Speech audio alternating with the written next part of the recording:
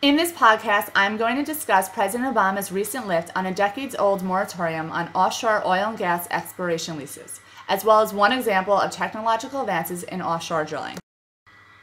In 1982, Congress imposed a moratorium on oil and gas leasing in certain outer continental shelf areas. Over the course of the next decade, Congress expanded the moratorium to include virtually all OCS acreage off the Atlantic and Pacific coast, restricting up to 85% of America's territorial waters.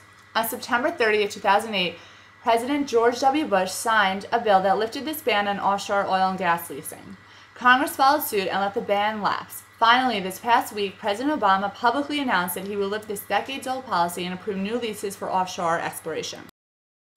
President Obama is opening leases for potential new areas of development in the Mid- and South Atlantic, the Gulf of Mexico, and Alaska, which, according to the Minerals Management Service, contain an estimated 115 billion barrels of oil.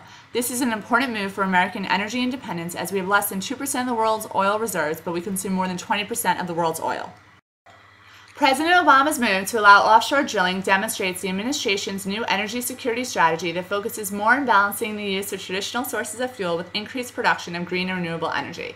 As President Obama pledged in his March 31, 2010 speech, it will be done in ways that balance the need to harness domestic energy resources and the need to protect America's natural resources. Specifically, this plan allows for offshore drilling while also protecting environmentally sensitive Bristol Bay, Alaska, as well as the entire Pacific coast.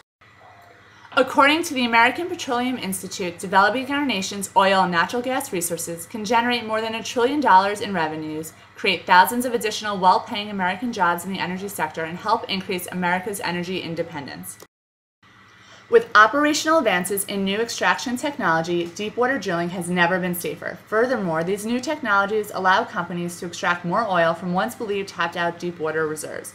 One such example is Transocean's ultra-deepwater drillship Discoverer Inspiration, which Chevron Corporation recently deployed in the U.S. Gulf of Mexico.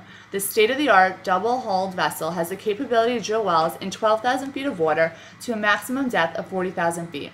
With enhancements in its top drive system, expansions in high-pressure mud pump system, and completions capabilities, this drillship is one of the safest, most reliable, and cost-efficient drillships today.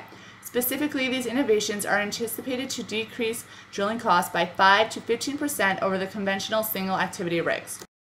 These innovations, along with President Obama's change in strategy, will help our nation secure oil and natural gas from our own waters in a safe and reliable manner, thus decreasing our dependence on foreign crude.